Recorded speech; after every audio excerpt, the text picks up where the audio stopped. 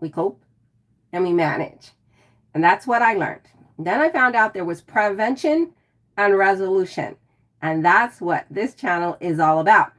See, coping and managing basically means that there's something going on, we can't do anything about it, and we just have to live with it, as in figure out how to cope around it, or manage it so that it's not so bad.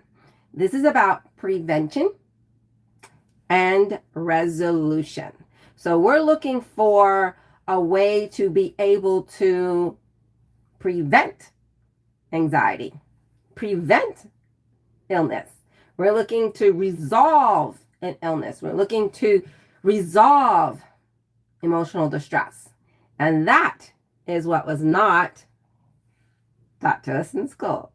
So, in a pleasant, fast, and lasting way, we can learn about a feature in our brain and know what to do. Now, today we're going to be linking together vibration and neuroplasticity.